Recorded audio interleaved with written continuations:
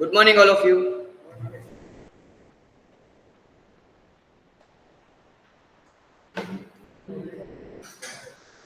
Last lecture we have completed till section number 41, deemed profit. Two important sections are pending, that is 43B and 44. 44 AA, 44 AB, 44 AD, and 44 ADA. Let's begin with the important one, that is section 44. 44 AD and AB and AD and all that.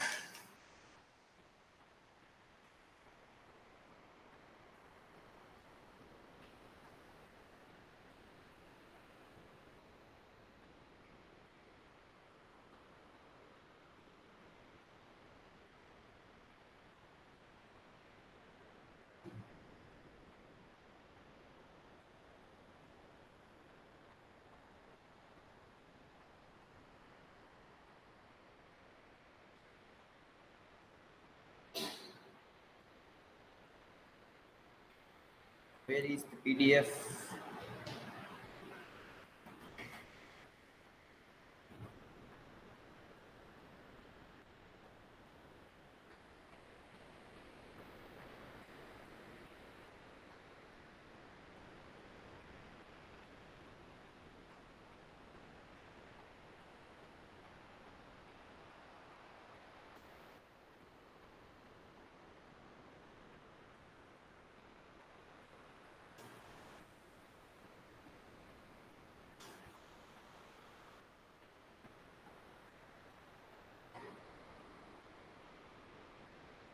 Audit of the accounts of certain persons carrying on business or profession. એવા લોકોનું audit જે આ conditions satisfy કરતા હોય. Sir કોણ હોય?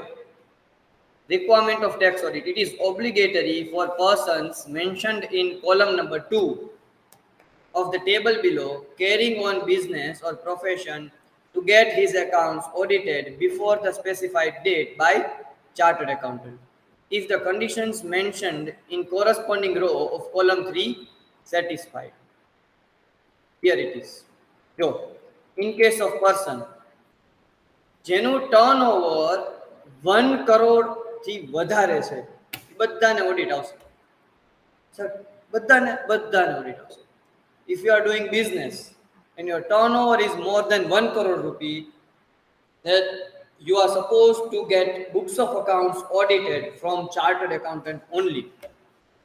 તમારે કોઈક સીએ ગોતવાનું, એની પાસે તમારા બુક્સ ઓડિટ કરાવવાના. સર ઓડિટ એટલે શું? Audit means your CA will verify that these books of accounts giving true and fair view.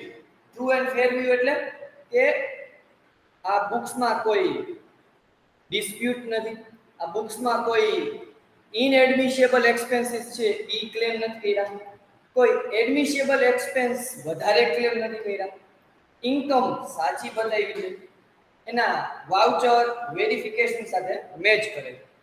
હવે વાઉચર શું છે, વેરિફિકેશન શું છે? તમારો એક સબ્જેક્ટ આવશે ઓડિટ, IPCC ગ્રુપ 2 આખો સબ્જેક્ટ જ આવશે ઓડિટ એન્ડ અશ્યોરન્સ. એમાં તમારે પહેલેથી લઈને છેલ્લે સુધી એ જ વસ્તુ કરવાની છે કે ઓડિટ કેમ કરવું. કેમ કે તમારું મેઇન કામ જ છે. One of your core activities is to do audit, not as a BCom student but as a CA student or as a CA.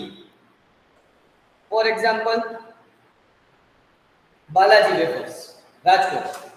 તો બાલાજી વેફર્સના તમારે પહેલા સેલ્સ પરચેસ ચેક કરવાની, અને એક એન્ટ્રી ચેક કરવાની, એના સેલ્સ રજિસ્ટર સાથે મેચ કરવાનું, સેલ્સ રજિસ્ટરનો ફિગર PNL માં જાય છે એ ચેક કરવાનો, પરચેસના ફિગર્સ ચેક કરવાના, એન્ડ ધેન એનો એક્સપેન્સીસ ચેક કરવાના, એક્સપેન્સીસ સાથે કોરસ્પોન્ડિંગ એન્ટ્રીઝ ચેક કરવાની. આપણું ઓડિટ કરી છે, આપણે આ ઓડિટ જ સમજાવું છું.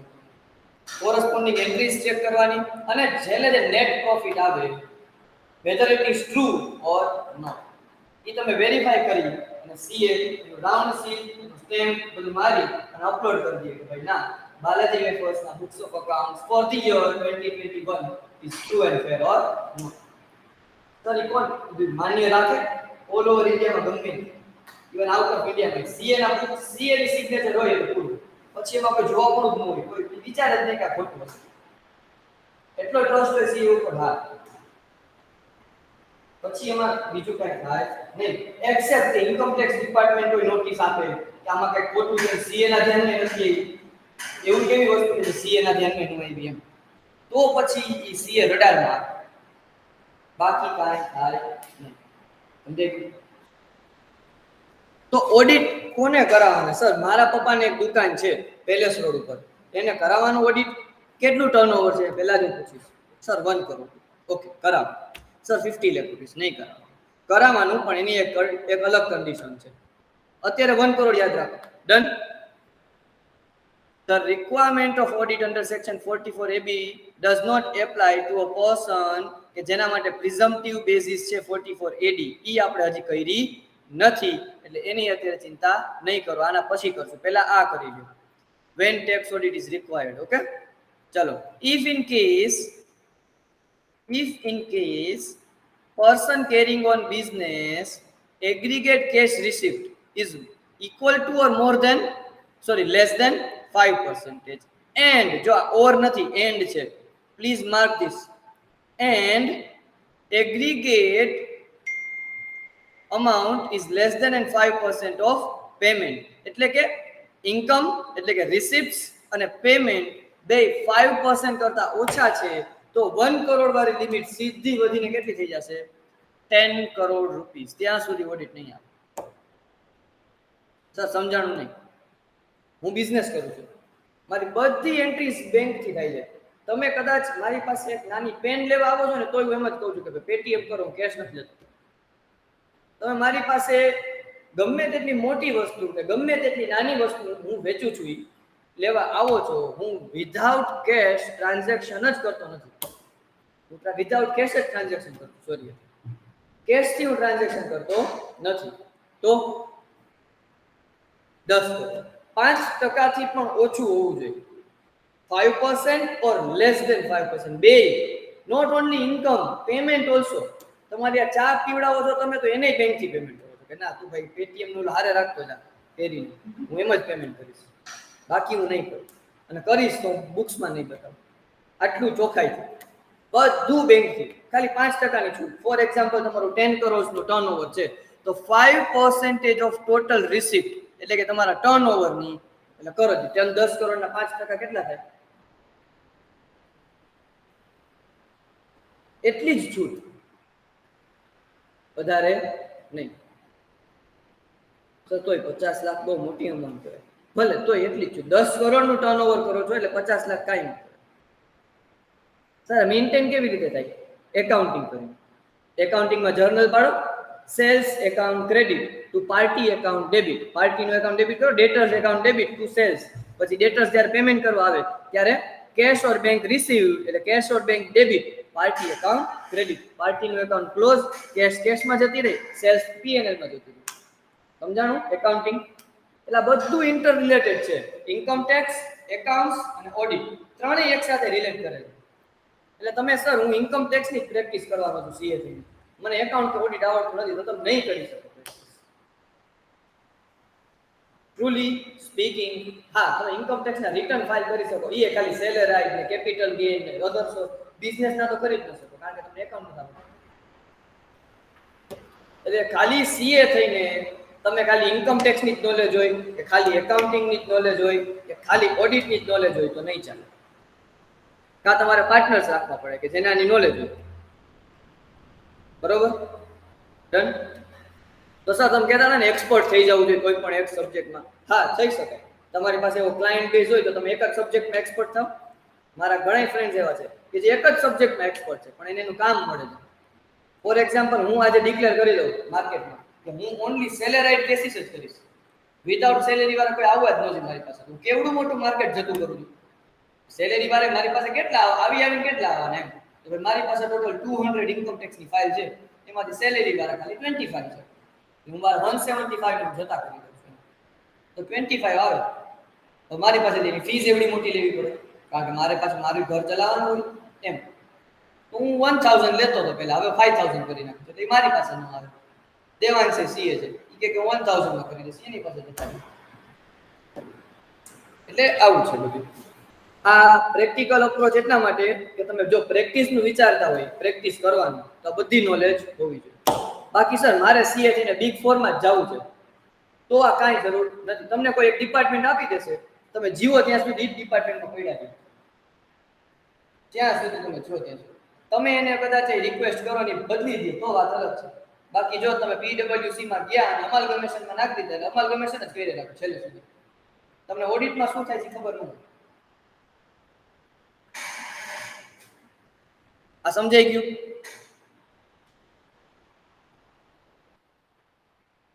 .44AE કરીને અલગ સેક્શન છે જે આપણે ત્યારે કરશું.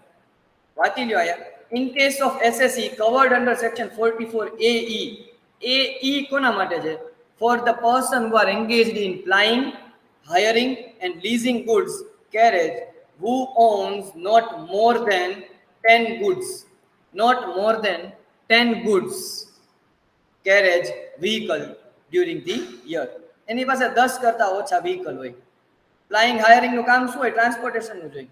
તો if such SSE claims that profit and gains from business or profession for the relevant previous year are lower than the profit and gains computed on presumptive basis. એ પાછું અલગ છે presumptive basis. તો અલગ અલગ કેટલું બધું છે, બધું કરશું હમણાં આપણે.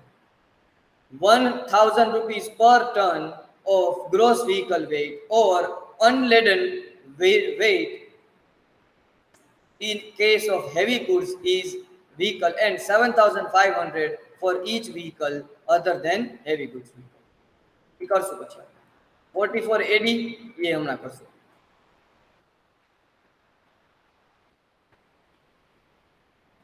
તો audit report.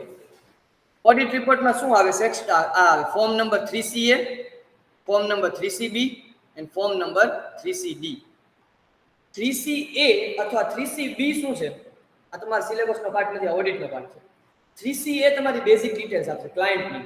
Balaji wafers, Khanderi પાસે આ એનો પાન, આ એનો તાન, આ એની આટલી ઓફિસીસ છે, કોણ છે મેનેજિંગ ડિરેક્ટર, એ બધી ડિટેલ્સ આપશે. 3CB શું છે? તેમાં ટોટલ 44 સેક્શન્સ આવે. જેમાં બધી ડિટેલ દીધી હોય, બધી. એને શું ટ્રાન્ઝેક્શન કર્યા, લોનના ટ્રાન્ઝેક્શન કેટલા, કેશ પેમેન્ટ કેટલું, ટીડીએસ કેમાં કર્યો છે, ટીડીએસ કેમાં નથી કર્યો, લોસ ક્લેમ કર્યા છે કે નહીં, બધું. So many things. Related party transaction છે કે નહીં, ઇન્ટરેસ્ટ કઈ કઈ પે કર્યું છે, તો કેશ પે કર્યું છે કે નહીં, સો મેની થિંગ્સ. હું 44 આઇટમ્સ ગણાવી શકું અત્યારે, એટલી આવે ઓડિટમાં. જો કંપનીનું ઓડિટ કરતા હોય તો 3CA 3CD બોલવાનું. 3CA basic detail, 3CD all the details. જો અધર ધેન કંપનીના ટ્રાન્ઝેક્શન કરતા હોય તો 3CB 3CD એમાં. આ બધું આર્ટિકલ શીટમાં જાશો ને જ્યારે આઈપીસીસી પાસ કરીને, ત્યારે બહુ સરસ કરાવશું બધું તમારા સીએ, જેની અંડરમાં તમે જાશો એમ. સર અત્યારે જોવા હોય તો તમારી ઓફિસે પડ્યું છે આ બધું audit report. Accounts audited under other statutes are considered. Companies Act, other statute એટલે એક જ એક્ટ આવશે, Companies Act. બાકી ટ્રસ્ટના પણ એના પણ અલગ અલગ ઓડિટ્સ હોય, તો મેઇનલી તમારે Companies Act ના ઓડિટ આવશે, ઈ પણ આમાં કન્સિડર થઈ જશે.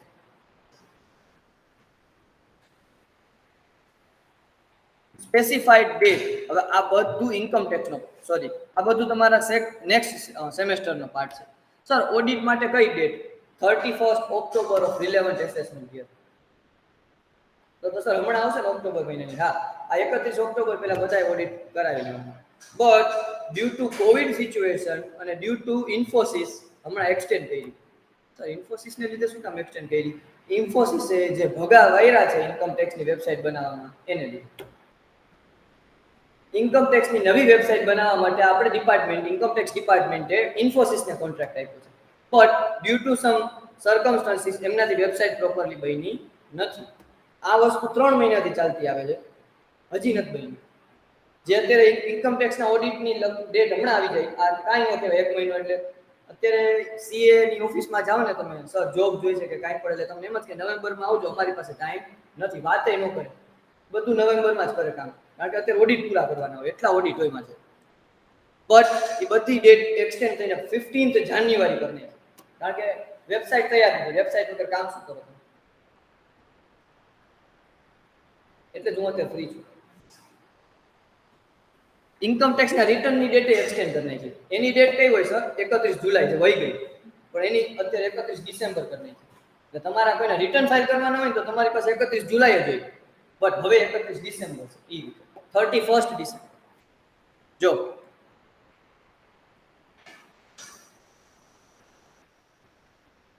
આ જૂની ડેટ છે, આમાં 30th સપ્ટેમ્બર લખ્યું છે, ચેન્જ થઈ ગઈ છે.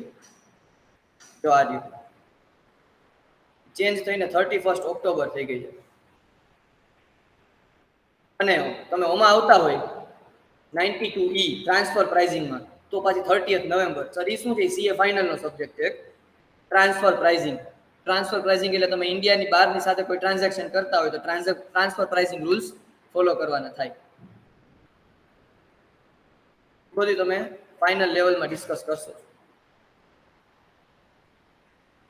હવે જે 44 AD ની વાત કરતા હતા એ સર, આ 44 AD શું છે? વિધાઉટ રીડિંગ હું તમને સમજાવું છું. જો સર, મારું ટર્નઓવર 1 કરોડ કરતા વધારે નથી, my turnover is less than 1 crore, તો મારે ઓડિટ કરાવવું પડશે? Answer is no and answer is yes. Sir, બે કેવી રીતે? If your turnover is less than 1 crore rupees તો તમારે નેટ પ્રોફિટમાં આવે. સર, નેટ પ્રોફિટ, હા, net profit should be minimum 8%. 8% તો નેટ પ્રોફિટ હોવો જ જોઈએ તમારા બિઝનેસમાં. સર, એવું તો કમ્પલસરી હોય? હા, કમ્પલસરી. નો હોય તો તમારે ઓડિટ કરવું. સર, સમજાણું નહીં. For example, your turnover is only 10 lakh rupees. તમારું 10 લાખ રૂપિયા ટર્નઓવર, ખાલી 10 લાખ રૂપિયા, બટ તમારો નેટ પ્રોફિટ 10,000 રૂપિયા છે, 10,000 રૂપીસ ઓનલી. તો તમે 10 લાખ રૂપિયાનું ટર્નઓવર કર્યું છે, તમારે ખાલી 10,000 જ કમાવા હતા. મને નથી ખબર થઈ ગયું એટલું ઓછું, કંપનીમાં લોસ આવ્યો, કાંઈ પણ બી આવ્યું, તો સર 8% પ્રોફિટ નથી એટલે મારે ઓડિટ કરાવવું પડશે. યસ. કોની પાસે? સીએ પાસે. સર, 8% શું કામ થાય? Opportunity cost. જો તમે 10 લાખ રૂપિયાનું ટર્નઓવર નો કર્યું હોત આખું વર્ષ, અને 10 લાખ રૂપિયા કે જે કાંઈ પણ ઇન્વેસ્ટમેન્ટ તમે બેંકને આપી દીધા હોય, તમને ફિક્સ ડિપોઝિટનો ઇન્ટરેસ્ટ કેટલો મળે? સર, અરાઉન્ડ 8% તો ચાલતું હતું કોવિડ પહેલા, અત્યારનું નહીં, કોવિડ પહેલા. ઓકે, તો તમે 8% તો કઈ મહેનત કર્યા વગર કમાતા હતા, તો તમે આટલી બધી મહેનત દોડાદોડી કરી છે, કમાણા 10,000. એવો તો તમારો કેવો બિઝનેસ? એટલે તમે કા ખોટા ખર્ચા ક્લેમ કર્યા છે અને કા તમારી ઇન્કમ ઓછી છે. સમજાણું? એટલે તમારા બુક્સ ઓફ અકાઉન્ટ્સ ઓડિટર પાસે ઓડિટ કરે. ઓડિટર કોણ? સી. સમજાણું? સર, 1 કરોડ કરતા વધારે હોય તો ઓડિટ જ છે. બટ સેક્શન 44 AD ની લિમિટ, હવે આ થોડું તમને છે ને કન્ફ્યુઝિંગ લાગશે, 2 કરોડ રૂપિયા. 44 AD ની લિમિટ 2 કરોડ રૂપિયા. તો સર, 2 કરોડ રૂપિયા તમે હમણાં બોલો છો 1 કરોડ રૂપિયાને 44 AD માં ઓડિટ કરાવવાનું જ છે, તો પછી 2 કરોડ વાળી વાત ક્યાંથી? 44 AD ની લિમિટ 2 કરોડ છે, એટલે if your turnover is more than 1 crore but less than 2 crore in between છો તમે, then you have option to opt 44 AD. તો તમારી પાસે પ્રિઝમ્પટિવ ટેક્સેશન માં જવાનો સ્કીમ ઓફર છે, તમારે ઓડિટ 44 AD માં કરાવી શકશો. ડન. 2 કરોડ ઉપર ગયું સર, તો પછી 44 AD લાગુ પડી જશે. સર, ઓલી 5% વાળી કન્ડિશન ફૂલફિલ કરી દીધું તો 10 કરોડ. ડન. સમજાઈ ગયું? હજી એક, સર, મારું બધું ટર્નઓવર બેંક થી કરું છું 44 AD માં. સર, ઓમાં કે 1 કરોડ ના 10 કરોડ કરી દીધા. અમે એક સ્કીમ કરી 8% ના ફેરફાર કર્યું 6%. જો તમારું ટર્નઓવર સેલ્સ કે પરચેસ કાઈ પણ બી બધું બેંક થ્રુ છે, તો 6% લિમિટ. તો 6% પ્રોફિટ હોય ત્યાં સુધી ઓકે, ડન. 10 કરાવવાનું, નો જાવ સીએ પાસે, 10 દેવી ફીસ. ડન. રિટર્ન ફાઇલ કરી, income tax return file. But sir, 6% નથી થાય. તો તમારે જેવું કોઈ હોય જ નહીં. ઓડિટ પાસ ઓડિટ કરાવો, મારે ચેક કરવું તમારે. આવું ગવર્નમેન્ટ તમે ઓડિટ કરાવો, બુક્સ ઓફ અકાઉન્ટ ઓડિટ કરી મને દો, તમારા બુક્સ ઓફ અકાઉન્ટ ઓડિટ. તો ગવર્નમેન્ટ થોડા એક કંપની પાસે જવાનું નથી જ જવાનું. જ્યારે ખુલે ત્યારે ઓડિટ ન કરાવે ત્યારે પેનલ્ટી 1,50,000 ડન સમજાઈ ગયો આટલું જ એમાં લખેલું છે ઉપર નીચે સુધી ગમે એટલું કરો છો ને ઘણું બધું ડિટેલમાં આપ્યું છે જો વાંચતા 44 એડી એ નથી કરતા આપણે હજી જો બિઝનેસની જ વાત કરી છે 44 એડી એ પ્રોફેશનલની વાત કરે છે એટલે કે સીએ ડોક્ટર એની વાત કરે છે સર એમાં લિમિટ અલગ છે હા જો 50 લાખથી વધારે ટર્નઓવર છે અને તમે 50% નથી કમાતા સર 50% હા 50% કેટલું 50% તો તમારો ઓડિટ કરાવવાનો એટલે એટલું બધું કમાતા હોય સીએ ડોક્ટર એડવોકેટ ખર્ચો શું એને ઈ આવું અરુણ જેટલીનું કહેવાનું હતું જે તે સમયે કેમ કે આ જ્યારે લો આવ્યો ને ત્યારે બધા એડવોકેટ ડોક્ટર સીએસ બધા ભેગા થઈને અપીલ કરી હતી કે આ આટલું બધું કેમ 50% પ્રોફિટ કેમ અરુણ જેટલી કીધું કે તમે ખર્ચો બતાવો ડોક્ટર્સને શું ખર્ચો કાંઈ નહીં દવા એ અમુક ડોક્ટર તમને પ્રિસ્ક્રિપ્શન જ આપી દે એ તમારા ખર્ચ તમારે ક્યાંક લઈ લેજો સીએ ને શું કરતો ઓફિસ મેન્ટેન કરવાની અને સીએ ના સ્ટુડન્ટ્સની આર્ટિકલ શીટમાં રાખતા હોય જેની મંથલી કાંઈ 1,500 રૂપિયા આપતા હોય કદાચ 20 રાખો તો કેટલો તમારે આવક કેટલી એમ હું કોઈ વ્યક્તિને પ્રોફેશનલ સર્વિસ આપું 1 લાખનું બિલ આપી દઉં બરોબર તો મને સામે ખર્ચો શું મારું કોમ્પ્યુટર એના હું ડેપ્રિસિએશન લઉં છું બસ એટલું મારી કાર તો હું ડેપ્રિસિએશન લઉં છું બસ એટલું મારી પાસે મોબાઈલ ગમે એવો આઈફાઈ એની પર હું ડેપ્રિસિએશન લઉં છું પૂરું એનાથી વધારે ખર્ચો નહીં સર સોફ્ટવેર પરચેસ કરતા હોય બુક્સ પરચેસ કરતા હોય તો એ 50% લખી દી સર ઓફિસમાં ચા પાણી પૂરો કરો ગમે એટલું નાખી દો ગમે તેટલું મારા પોતાના એક્સપિરિયન્સથી કહું છું 50% ખર્ચો થાય જ ગમે એટલું કરો એટલે એક્સપેન્સ નાખો સમજાય ગયું એટલે તમારે ઓડિટ કરાવવાનું જો 50% થી નીચે જાવ તો ઈ 44 એડી એટલે છે ડન જો વાંચી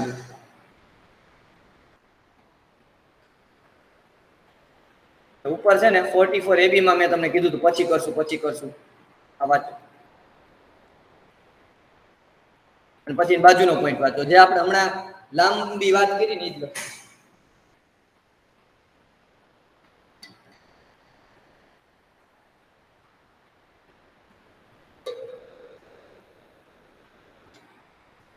फाइव इयर्स वाली समझाऊं છું આ 5 इयर्स વાળું છે ને હમણાં સમજાવું બાકીનું વાંચી લો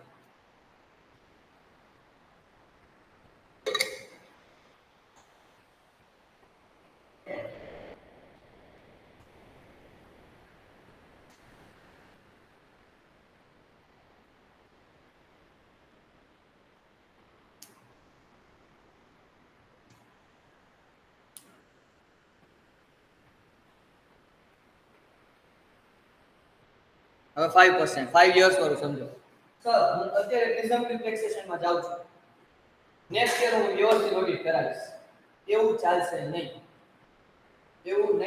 why if you are opting for presumptive taxation this year then for 5 consecutive previous years માટે તમારે presumptive taxation જ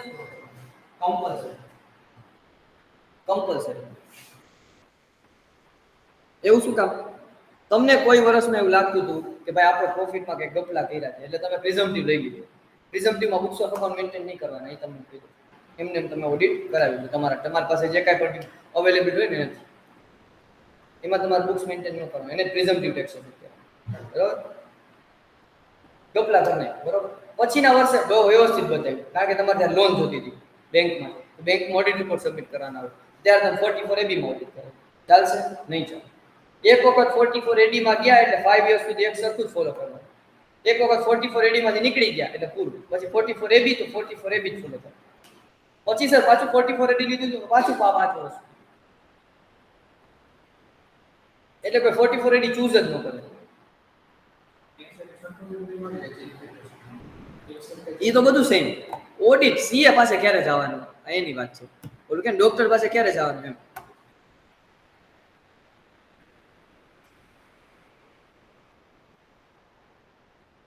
બધું ઈ જ વસ્તુ લખેલી છે 50% ની ગ્રોથ રેટ વધારે હોય 50 લાખ થી વધારે ટર્નઓવર હોય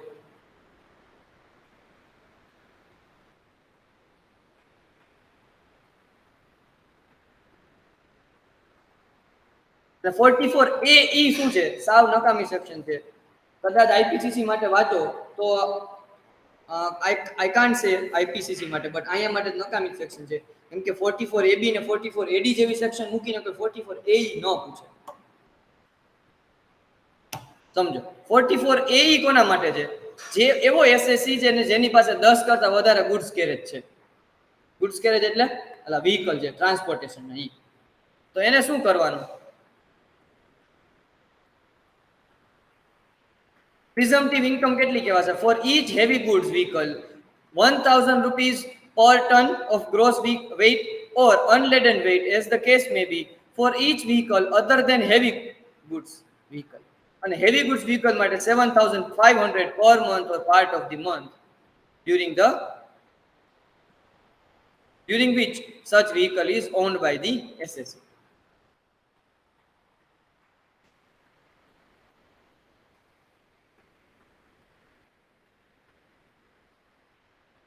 The requirements of books of accounts. જો તમે 44AD 44ADA 44AE માં જાવ એટલે જો બ્રોડ અક્ષરમાં લખેલું છે not required to maintain books of accounts. તમારે books of accounts maintain કરવાના નથી.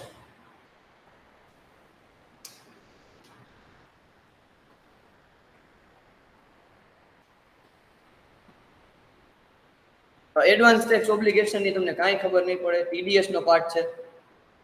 અત્યારે સમજાવીશ તો વાર લાગશે. ડન. એક્ઝામ્પલ્સ છે, આરામથી વાંચજો. 44AA હવે કોને બુક્સ ઓફ અકાઉન્ટ્સ મેન્ટેન કરવાના હોય એની સેક્શન.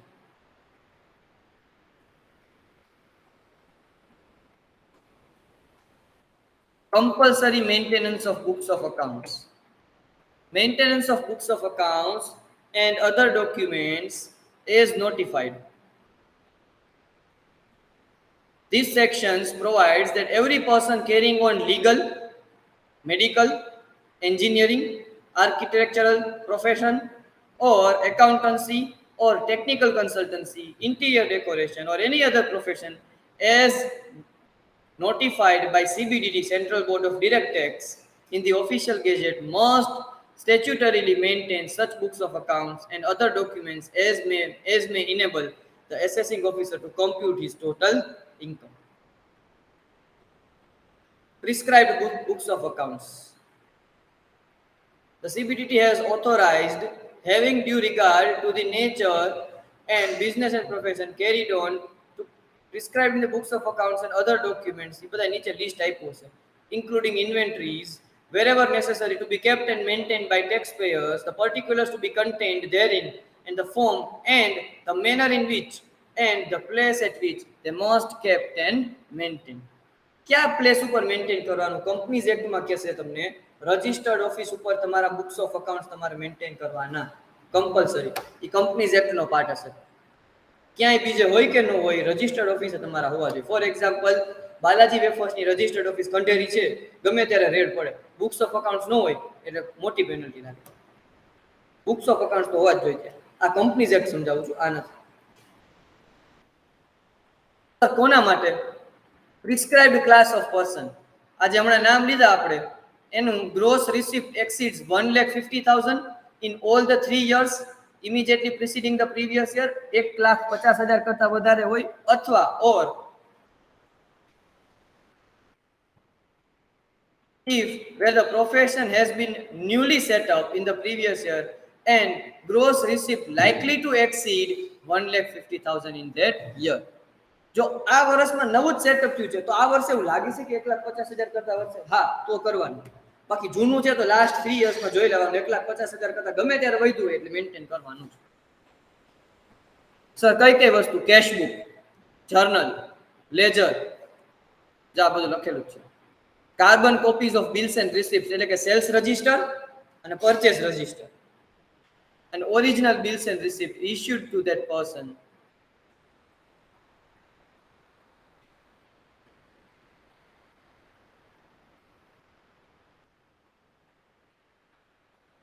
Examples.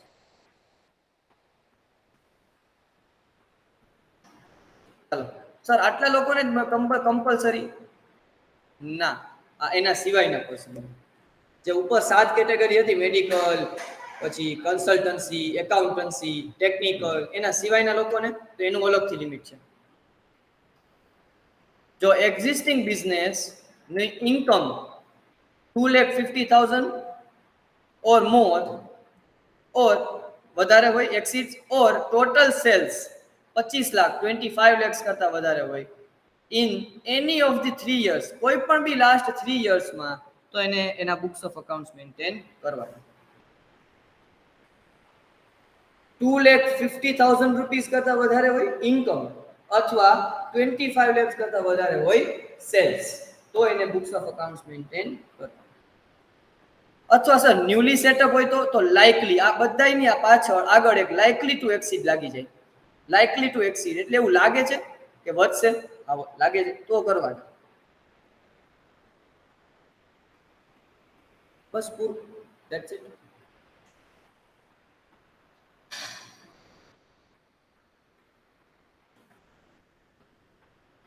એક પર્સનની લિમિટ છે.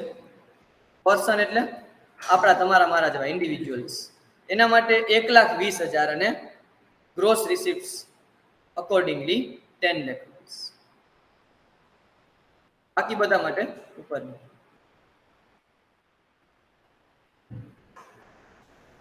પૂછવાના ચાન્સીસ બહુ ઓછા, કારણ કે ઓડિટ જે અમે પહેલા કરાવ્યું ને એ જ વધારે પડતું પૂછાતું હોય છે. લોઅર ઇન્કમ બતાવે તો આ જ વસ્તુ આવી, ઓડિટ કરાવવાનું, કે જે પહેલા કરી લીધું આપણે ઓડિટ. ઓડિટ વાંચી લેજો, કદાચ ન સમજાય તો ગમે ત્યારે પૂછી લેજો. એવું નહીં કે સર ક્લાસરૂમમાં હોય તો જ પૂછાય, ફોન કરી લેજો.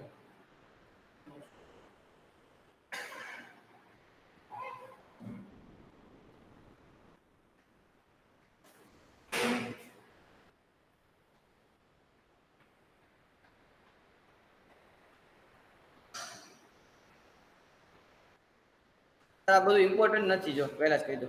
44 43 CA ને all that.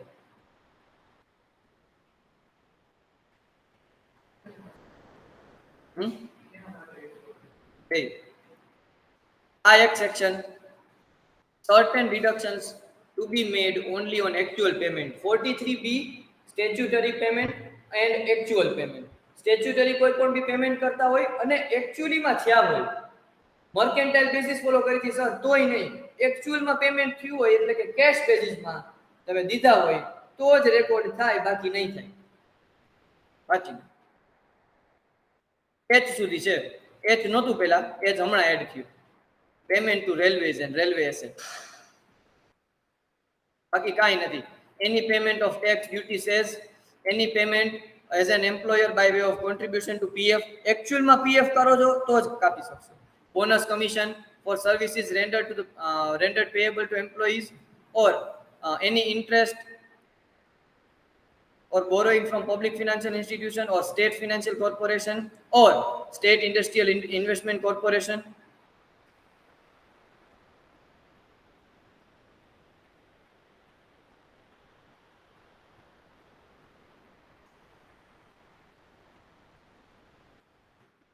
Any sum payable to NBFC, payable by NBFC to its employees,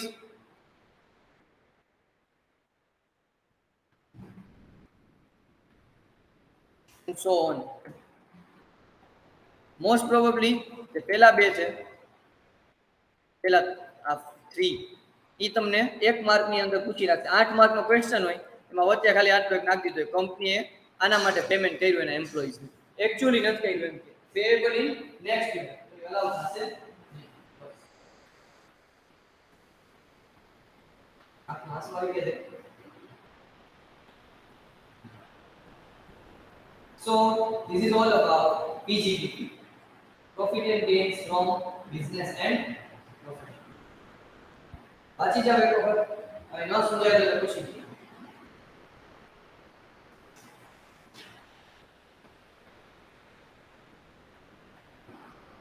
બહુ જ લેન્ધી ચેપ્ટર છે, એક લાઈન વાંચવા જશો તો અહીંયા આઈપીસીસી માં ફાઇનલમાં કેમ જતું. ઇમ્પોર્ટન્ટ ટોપિક જોઈ લેવાના, ઇમ્પોર્ટન્ટ ટોપિક ને રિફર કરવાના અને આ પ્રેક્ટિકલ્સ બનેલા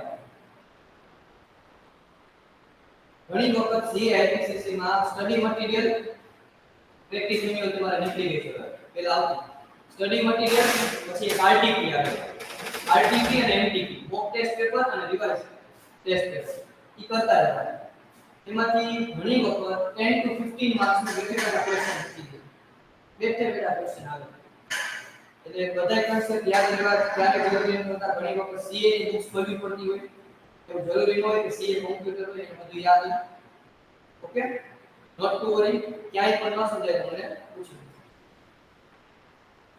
અને સર આનાથી વધારે સ્ટડી કરવી હોય તો સિંગારી કરજો આનાથી વધારે કરવું તો ડન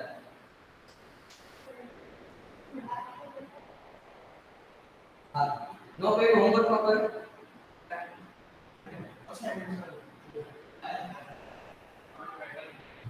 ટાઈમ આજ તો તમારે નહીં મળશે કેટલું ભેગું કરું તમને કરાવી ડન ક્લાસમાં done online students specially recently IPCC જે આપવાના છે એની ડાઉટ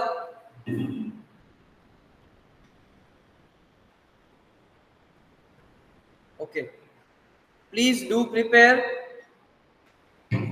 ફોર 6 to 8 hours મારે કહેવાનું જ ન હોય જો કે આઈપીસીસી સ્ટુડન્ટ્સ ને એને ખ્યાલ જ હોય they are mature enough કાઈ પણ બી ડાઉટ હોય you can anytime contact me not only for income tax for any subject હું કહું છું financial accounting income tax cost accounting GST આ મારા સબ્જેક્ટ છે સર લો નો ડાઉટ આવ્યો તો પૂછી લેજો વાંધો નહીં ચલો thank you all of you